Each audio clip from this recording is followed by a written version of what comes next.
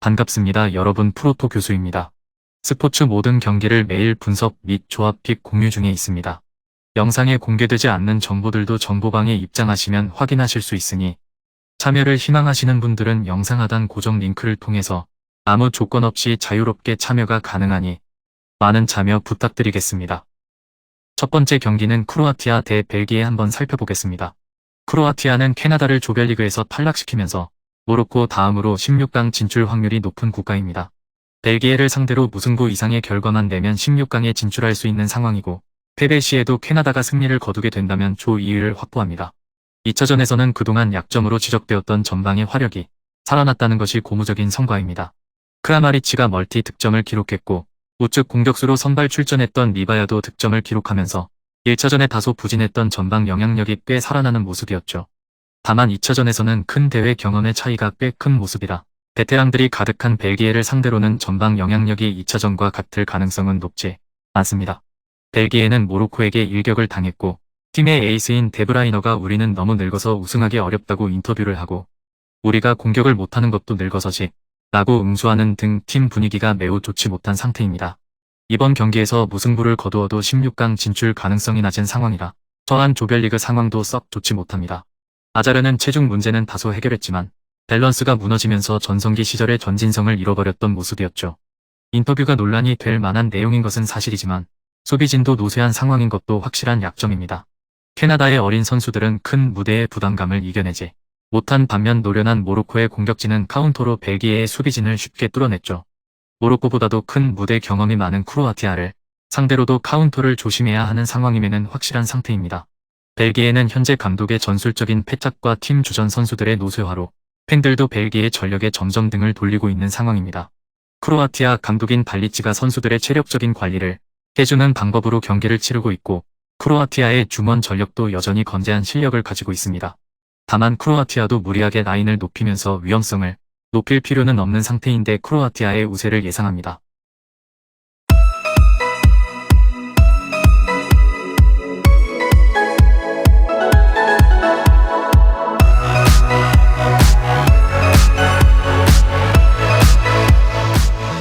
두 번째 경기는 캐나다 대 모로코 한번 살펴보겠습니다.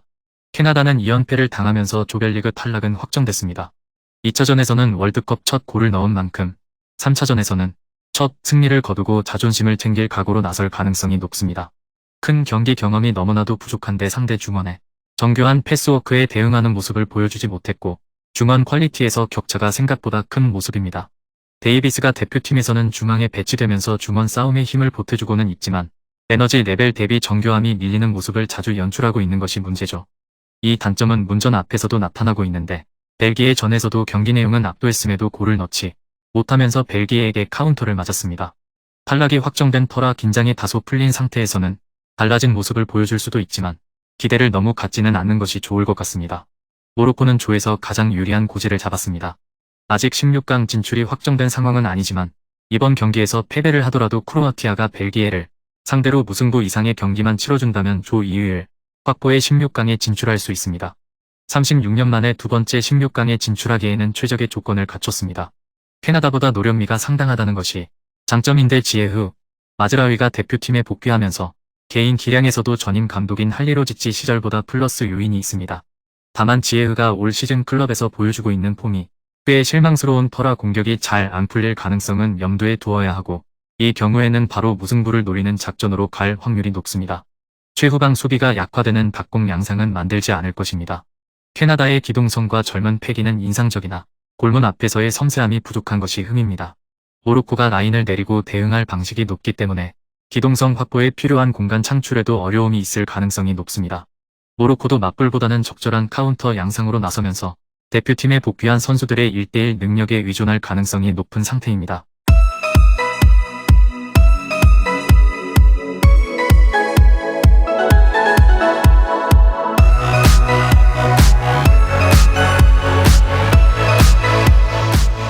세 번째 경기는 일본 대 스페인 한번 살펴보겠습니다. 일본은 코스타리카에게 덜미를 잡히면서 독일을 잡고 조별리그 탈락을 하는 것이 아니냐는 비관론이 점점 고개를 들고 있는 상태입니다. 물론 스페인을 잡아낸다면 자력으로 조별리그 통과를 할 수 있는 상황이지만 일본이 하는 축구의 상위호환 격인 스페인을 일본이 이겨낼 수 있을지는 회의적으로 보는 것이 옳을 듯합니다. 일단 2차전에서 1차전 멤버 5명이 바뀌었으니 1차전에 뛰었던 선수들이 체력적으로는 준비가 되었을 가능성이 높습니다. 모리아스 감독도 코스타리카 전에서 체력 안배를 했다고 밝힌 만큼 많은 활동량으로 승부를 보는 것이 오히려 나아 보이기도 한 상태죠. 다만 카운터 상황에서 방점을 찍어주어야 할 공격수들의 컨디션이 그다지 좋지 못한데 마에다가 전방 압박에서는 좋은 모습을 보여주지만 정작 골을 넣어주지 못하고 있는 상태입니다. 또한 일본은 20년 동안 조별리그 마지막 경기에서 톱시드 팀을 이겨본 적이 없습니다. 스페인은 독일을 상대로 1대1로 비기면서 소기의 성과를 거두었습니다. 1차전 경기력을 비추어 봤을 때 스페인의 우세를 점치는 사람들이 많았으나 결국 힘으로 밀어붙이는 독일을 압도하기에는 여러모로 아쉬웠습니다.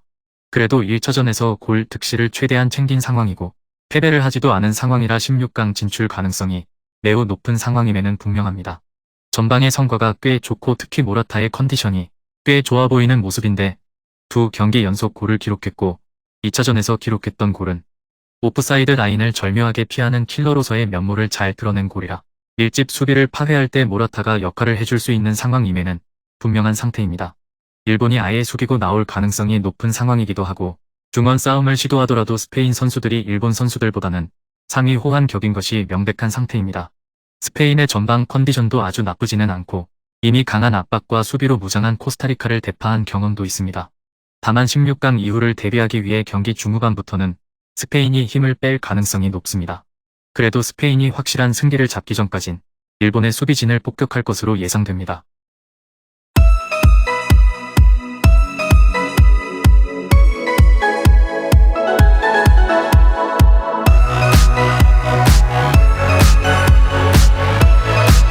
마지막 네 번째 경기는 코스타리카 대 독일 한번 살펴보겠습니다. 코스타리카는 일본을 잡아내면서 독일보다도 16강 진출에 유리한 고지를 점한 상황입니다. 다만 패하면 그대로 탈락인 상황이라 아주 여유로운 상태까지는 아니죠. 1차전에서 스페인에게 0대7로 대패를 당한 만큼 골득실에서도 매우 불리해진 상황이라 사실상 승리 아니면 탈락이라는 극단적인 선택지가 주어진 상태입니다. 수비 선수들의 폼이 돌아온 모습은 긍정적입니다. 1차전에서 실전 감각 부족을 여실히 드러냈던 나바스도 결정적인 선방으로 팀을 구하는 모습을 보여주었고 득점을 기록한 선수도 라이트백이었던 플레르였죠.